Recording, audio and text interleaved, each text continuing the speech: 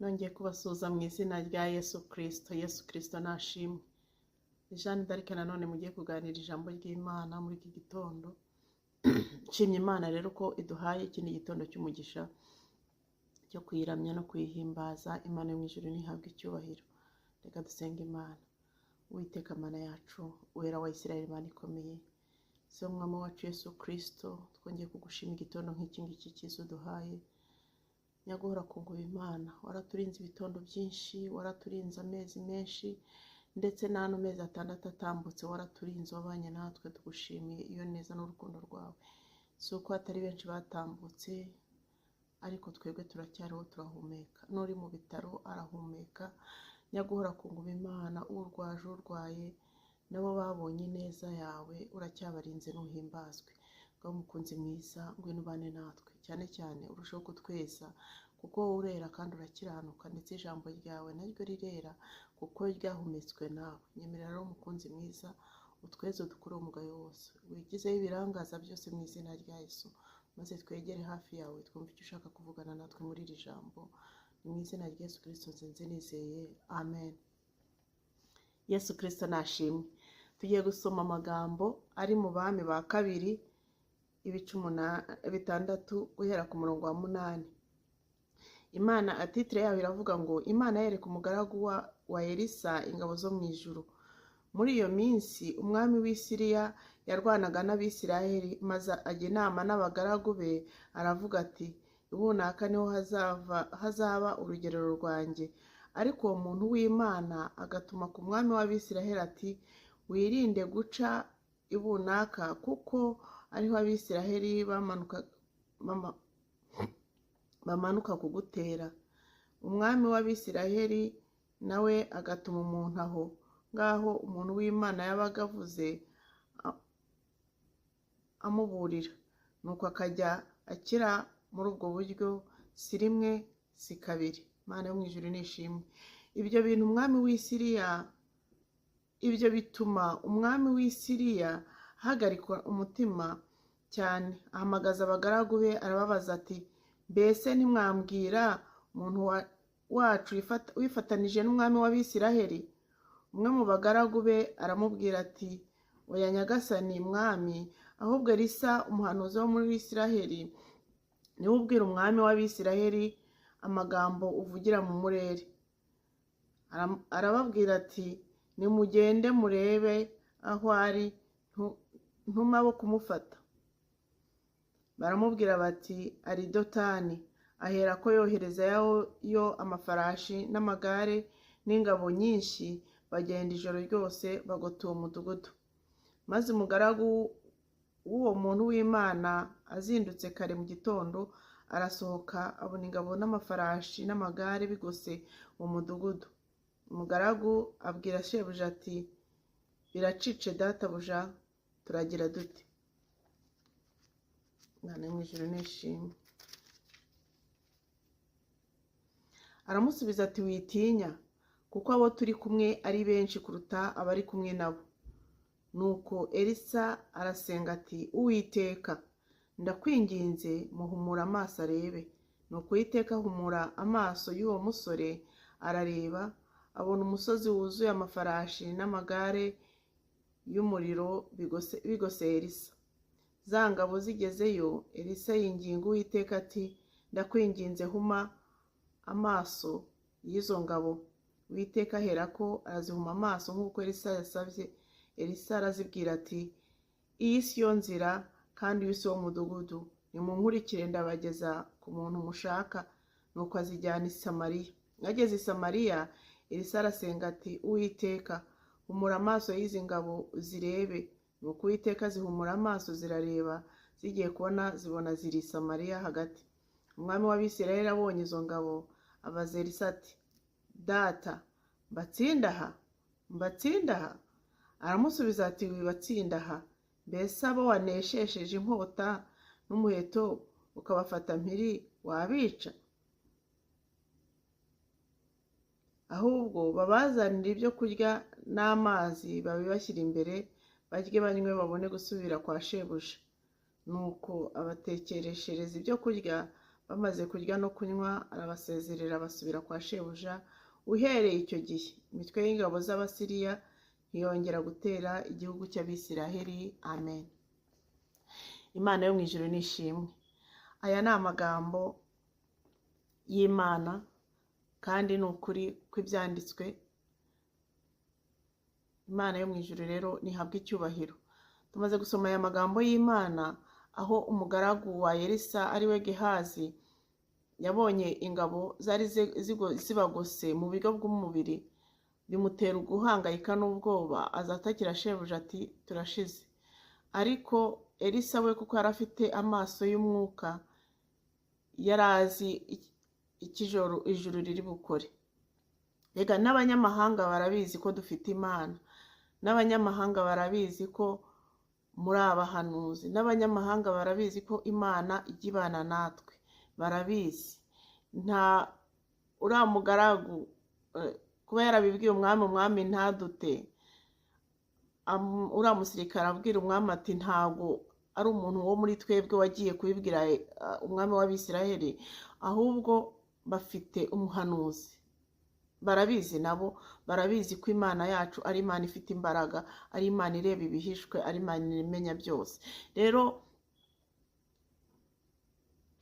icyo nari ngendeye kuvuga ni ukuvuga ngo Imana iduhe andi maso. Hari igihe ibintu bitugota tukabona nta nzira, tukabona turashize, tukabona turapfuye, ndetse tukiganyira, tukavuza induru, tukavuga tuti turapfuye. Ibi byo turabikira, ariko nawe subiza amaso inyuma, urebe ibyo watambutsemo, urebe niba zari imbaraga zawe zatumye utambuka hari ahantu, urebe niba zari imbaraga zawe zatumye usimbuka za mpfu, urebe niba zari imbaraga zawe zatumye ukira muri bwa burwayi. Ntabwo ari imbaraga zawe, imbaraga zacu ntabwo zabyishoboza, ariko hari imbaraga z'Imana ikomeye zabatumye tunyura muri bya bihe. Hari imbaraga z'Imana ikomeye zatumye uva muri ya gereza, hari imbaraga z'Imana ikomeye zatumye urindirwa no muri ya gereza nubwo wayigezemo ariko ntiwayigwamo, nyamara hari benshi baziguyemo. Hari imbaraga z'Imana ikomeye zatumye muri ya majoro menshi utifuzaga ko bucya kandi ibiguhiga bitabuze, abaguhiga batabuze, ariko kuko hari imbaraga z'Imana ikomeye na n'isaha uriho. Imana yo mu ijuru nihabwa icyubahiro. Nagira ngo uyu munsi nkwibutse za mbaraga zabanye nawe. Ikijya kitwica kenshi usanga tureba ibitugose, tukareba ibirimo kutubaho, ariko tukima agaciro ibitumye tugera aho tugeze. Mu myaka maze kugira irenze 40, Imana yatanze ingabo zingana iki kugira ngo mbe ndiho? Yandwaniriye intambara zingana iki kugira ngo iyi saha mbe ndiho? None se nuko se abamiga batari bahari? Nuko se ibindwanya bitari bihari? Byari bihari ndetse byinshi, ariko imbaraga z'Imana zitagaragara ariko zigakora ibigaragara nizo zambayeho, nawe nizo zakubayeho, kugira ngo uyu munsi uburiho nuko hari imbaraga z'Imana ikomeye. Elisa yongeye kubwira Imana, arayibwira ngo Mana, humura amaso uyu muntu abashe kubona zino ngabo. Ndagira ngo ninginga Imana yongere ikore ku maso yanjye, yongere ikore ku maso yawe, iduha amaso y'umwuka abasha kureba ibyo abandi batabona. Imana yo mu ijuru nishimwe, kandi iduhe izindi mbaraga izisinzirize ibiduhiga, tubishorere. Imana ishimwe, tubishorere. Yongeye asaba Imana, aravuga ngo Mana, huma amaso izi ngabo. Arazishorera. Babandi baje kumuhiga, babandi baje kumutwara, kumufata mpiri, we noneho arabashorera abajyana iyo ashaka. Hari ikintu gikomeye cyabaye hano hantu. Umwami wa Isiraheli nawe yubahaga, iyo bisomye nkaribona yarubahaga Elisa, ko Elisa yari ari mu Imana. Muri iki gihe nubwo abantu batesheje agaciro Imana, ariko abantu b'Imana nabo kubahwa. Yaramubwiye ngo databuja, umwami abwira umuhanuzi ngo databuja, kuko kiriya gihe umwami uzi Imana yabo yubahaga umuhanuzi, kubera ko yari azi ko ubu Imana niyo yari iyoboye. Bemereraga Imana ikayobora, bakagisha inama, bakagisha Imana inama. Ese uyu munsi twebwe turacyagisha Imana inama mu byo dukora byose? Ureke n'ubuyobozi, natwe ubwacu bakristo turacyabasha kujya imbere y'Imana tugiye gukora ikintu runaka tukayigisha inama. Ese Mana ibingibi mbikore? Ese Mana urabibona uti nkore iki muri ibi bintu? Imana iracyaduhitiramo cyangwa twihitiramo tugashaka ngo ahubwo Imana idushorere? Imana nishimwe. Twakabaye tugisha inama Imana, noneho iyo yatugiriye inama ikatubwira naho tujya, ibanzayo. Niba ari muri business tugasanga yagezeyo, niba ari mu kazi tugasanga yagezeyo, Imana yo mu ijuru nishimwe ikatugererayo mbere, abanza ikigizayo ibidatunganye tukagenda twemye. Hari ikintu kigeze kumvaho rimwe, njya mbwira Imana wakongera ukama ibi bihe. Rimwe nigize aka kazi, noneho ariko numva nkeneye gusenga Imana. Nabonaga tuzi turimo kuza ntadushaka, ariko igihe kimwe nsenga Imana ndavuga Mana ndashaka ko ari wowe none umbwira icyo gukora. Nagiye kubona mbona nagize inzozi siyerekwa. Inzozi ziraza zihera njya kwiga, ninjira aho hantu nsaba kwiga gukora training yaho, barayimpa, mbona baranyemereye, ndagenda ndiga, mbona ndarangije examen ndayitsinze, mbona ninjiye mu kazi, mbona examen ndayitsinze, barampamagaye turashaka akazi ko watsinze examen. Ndagenda nkora interview, ibyo byose byaje mu nzozi. Nkora interview ndayitsinda, ntangira akazi. Uko nabirose ni nako nagiye ndagenda mbishyira mu bikorwa, kuko nari narabisengeye ntabwo byaje bimpumye. Numvaga icyo gihe nshaka kubaza Imana icyo ishaka ngo nkore. Noneho ndagenda byose uko nabisabye, icyo gihe nahise ngenda mbishyira mu bikorwa. Ndagenda naka fomu ndayuzuza, ndadepoza, bahita bampamagara bidatinze. Noneho mwumva igisekeje, nagiye kumva numva barampamagaye, banyohereje email barambwira ngo rero ngo uzishyura amafaranga ya naya ngo ya training. Kandi noneho kuko njyewe numvaga narayibwiye Imana kandi naragiye iyo training nayo nateganyaga, nahise mbandikira ndavuga Mana ni wambwiye kujya hari ahantu, ndabandikira ndababwira ngo ntago nzishyura amafaranga ko mbere ntago mwingize mubimbwira. Naragiye nigana n'abantu bishyuye amafaranga yabo, ngiye nta n'igiceri nishyuye, ko bahise banyibwira ngo weke nta kibazo ngo uzaze wige nta kibazo. Ndagenda nyine ndiga, ko numvaga navuganye n'Imana. Ntago yari menshi pe, ariko kubera ko nari nzi ko navuganye n'Imana kandi nashakaga kureba ko ari Imana koko iri kumwe nanjye muri ibyo bihe, naranze kuyishyura. Ndavuga ntago nzayishyura, ntago mwigize mubimbwira mbere, munanyemerera ntago mwigize mumbwira ko hari amafaranga ngomba kuzishyura. Rero njyewe nta gahunda mfite yo kubishyura. Barambwira ngo oya nta kibazo, uzaze wowe wige. Nigana n'abishyuye, njyewe ntarishyuye. Imana yacu rero iravuga kandi igakora, ako kari agaciyemo. Ariko rero kuvuga ngo tuyoboze Imana inzira, icyo ni kimwe. Icya kabiri, tunayigisha inama, tunyure he, tuyigira umujyanama wa bugufi wacu, tuyigira inshuti itwegera tukayibwira byose, no mu makuba yacu ikaturwanirira. Kuko iyo wegereye Imana ukayishyiramo ibyiringiro byawe byose, irwana intambara zawe zose, waba ubizi cyangwa utabizi. Ariko kubizera twanagakwiye kubimenya, kuko kuba turamuka mukwe aba yarwanye igihe humura amaso yacu tukareba ibiduhiga, bitugaragariza ko twagira ubwoba ko twabona ko Imana iturwanira intambara nyinshi, ibiduhiga dusinziriye, ibiduhiga mu muhanda, ibiduhiga dutwaye imodoka, ibiduhiga dutwaye amagare, ibiduhiga gira mu bana, ibiduhigira mu ngo, mu kazi ukoramo, ibiguhiga uramutse ubimenya nta nubwo wasinzira. Ariko Imana ishimwe, kuko igiturwanirira intambara tuzi n'izo tutazi. Imana yo mu ijuru nihabwa icyubahiro.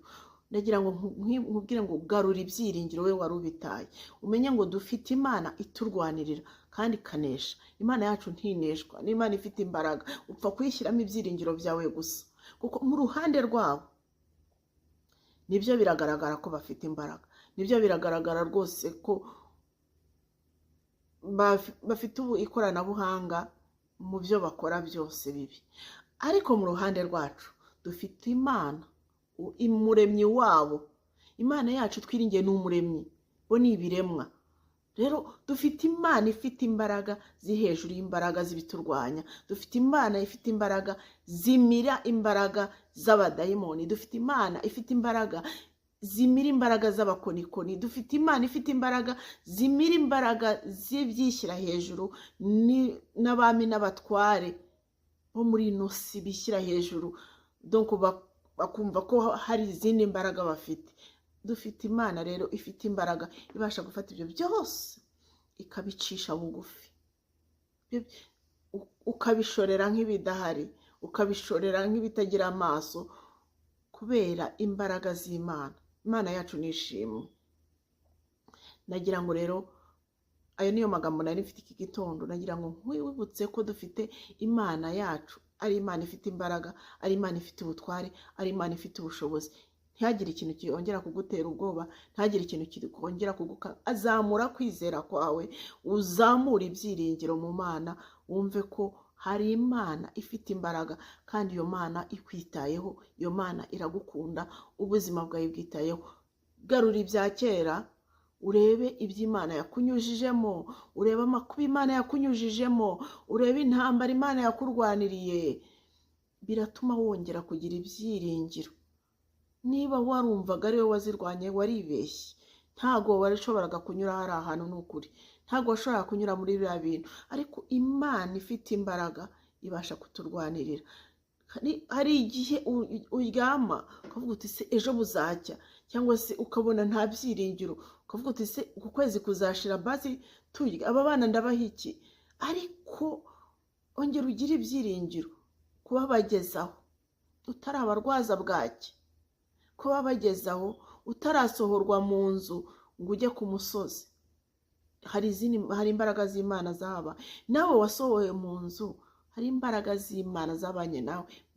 Baryamye hanze, imisonga irabica barapfa, ariko wowe uriho.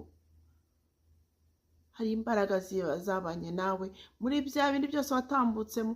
Twebwe rero Abanyarwanda dufite na byinshi twavuga, nako navuga ngo ibiyaga bigari, dufite ibintu duhuriyeho byinshi, dufite amakuba n'ibyago twanyuzemo byinshi, byagatumye tugira ibyiringiro, tukongera tukagarurira Imana icyizere kubera ahantu yatunyujije. Urebye iriya mihoro, urebye ari amasasu, urebye biriya bintu twanyuzemo, haba ari abo muri Congo, hari abari mu Rwanda, hari ab'i Burundi, hari ibintu twanyuzemo, dufite amateka twaganiraho, tukongera tukagirira Imana icyizere. Imana yo mu ijuru nishimwe, Imana yo mu ijuru ihabwa icyubahiro. Imana yacu rero ntihabwa icyubahiro, Imana ishimwe. N'aya magambo nari mfite ngo tuganireho. Wewe wari utaye ibyiringiro, ongera urugarurire Imana icyizere, ongera wambara imbaraga. Ni ukuri haracyari ibyiringiro. Ikimenyimenyi ni uko uyu munsi ujya uhumeka umwuka w'abazima, kandi nawe utarizera Yesu Kristo nk'umwami n'umukiza wawe. Ni ukuri muri Yesu hari amahoro, muri Yesu hari ibyiringiro, muri Yesu hari ibyishimo, muri Yesu harimo byose, iby'ubugingo, iby'umubiri n'iby'umwuka. Ibyo byose tubisanga muri Kristo, birimo byose. Ni package yuzuye. Imana yo mu ijuru nishimwe, ni package yuzuye. Njya nkunda kubwira abantu nkabwira nti ni aho bataguhanurira, hano ubu ni ubuhanuzi bwuzuye, ni ubuhanuzi butavangiye. Ujye mu ijambo ry'Imana. Imana yo mu ijuru rero nishimwe. Uhere mu itangiriro, ntusimbagurike, usome ijambo ry'Imana, usaba umwuka wera aze akubwire icyo ashaka kuvugana nawe. Imana nishimwe kandi ishyirwe hejuru. Icyubahiro n'ikibi cy'Imana ibihe byose. Reka dusenga Imana. Data, turagushimye mu izina rya Yesu. Tugushimiye neza yawe n'urukundo rwawe, tugushimiye kwera kandi ugakiranuka, uri umwami wacu, uri ibyiringiro byacu, uri agakiza kacu, icyubahiro n'ikibi cyawe. Turi imbere yawe tuganira ijambo ryawe, kandi n'ubundi ntituhavuye nubwo tudakomeza kubonana kuri videwo cyangwa se audio, ariko turi kumwe nawe kuko wowe ubera hose icyarimwe, kandi ubera hose ibihe byose na bose rimwe. Ugutabaje mu kinyarwanda uramwumva, ugutabaje mu cyongereza ukamwumva, indimi zose ubasha kuzumvira rimwe, kuko wowe uri Imana. Ubumana bwawe bujya buntangaza bukanyobera. Ndakwinginze rero ngwino ubane natwe, ngwino tugirire neza, ijambo ryawe ritugirire umumaro kandi ryongere ryubake muri twebwe, natwe tube twubakitse. Icyubahiro n'ikibi cyawe, nk'agatanga agakiza ku batarakumenya, nyaguhora ku ngoma Imana. Abakiri kure mu byaha ubakureyo, ukuzeho imbaraga zawe zikomeye. Ufasha abarwayi data gukura Imana ikiza, ufasha abihebye basubizemo ibyiringiro, abaguye babyutse, abasubiye inyuma bagarure. Ibyo byose ni mu izina rya Yesu Kristo umwami wacu, amen. Turagushimye Imana, haleluya haleluya. Imana yo mu ijuru ni ishimwe, kandi Imana yo mu ijuru nihabwe icyubahiro. Mwarakoze nongeye kubashimira mwebwe mukomeje kubana nanjye, mukampa umwanya wanyu, mukumva ijambo ry'Imana, abandi mukanshyigikira, abandi mukambwira ngo komerezaho. Imana yo mu ijuru ibaha umugisha. Imana yo mu ijuru ni ishimwe. Ntago muri bake beza, ntago ari benshi, ariko ni muri bake beza. Mbashimira Imana uko mbibonye, uko mbyitegereje, mbashimira Imana. Imana yo mu ijuru ibaha umugisha, kandi Imana yo mu ijuru ijye mu byanyu, ibarwanira intambara zose murwana. Amen, amen. Ndabakunda mu izina rya Yesu.